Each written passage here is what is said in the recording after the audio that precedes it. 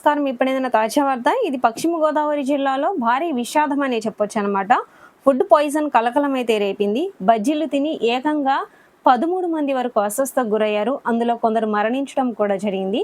So దీనికి సంబంధించినటువంటి video కంప్లీట్‌గా తెలుసుకోవాలి అనుకున్నట్లయితే స్కిప్ చేయకుండా చివరి వరకు చూడండి. పశ్చిమ గోదావరి జిల్లా గణపవరం మండలంలోని ఎస్ కొండేపాడు గ్రామంలో ఫుడ్ పాయిజన్ ఘటన కలకలం రేపింది.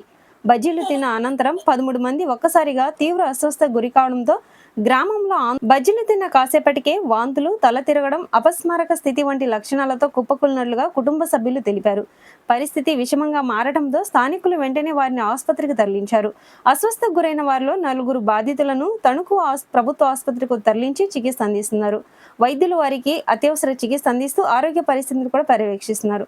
బాధితుల్లో దీపిక, దానమ్మ, వెంకటలక్ష్మి అనే 3 మహిళల పరిస్థితి విషమంగా ఉండడంతో వారిని అత్యవసరంగా భీమవరం ప్రభుత్వ ఆసుపత్రికి తరలించడం జరిగింది. అక్కడ ప్రత్యేక వైద్య బృందం పర్యవేక్షణలో చికిత్స కొనసాగుతుంది. మిగిలిన బాధితులు కూడా భీమవరంలోని వివిధ ఆసుపత్రుల్లో ప్రస్తుతం అయితే చికిత్స పొందుతున్నారు.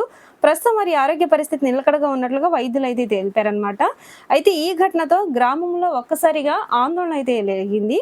ఈ ఘటనతో ఎస్ కొండేపాడు గ్రామంలో భయాందోళనలు అయితే నెలకొన్నాయి. బజ్జీల తయారీలో ఉపయోగించిన నూనె లేదా ఇతర పదార్థాల వల్లే ఫుడ్ పాయిజన్ జరిగి ఉండొచ్చని కూడా గ్రామస్తులు అయితే అనుమానిస్తున్నారు. ఆరోగ్య శాఖ అధికారులు ఈ ఘటనపైన దర్యాప్తు చేపట్టారు. ఆహార నమూనాలను సేకరించి పరీక్షలకు పంపించినట్లుగా సమాచారం అయితే ఉంది.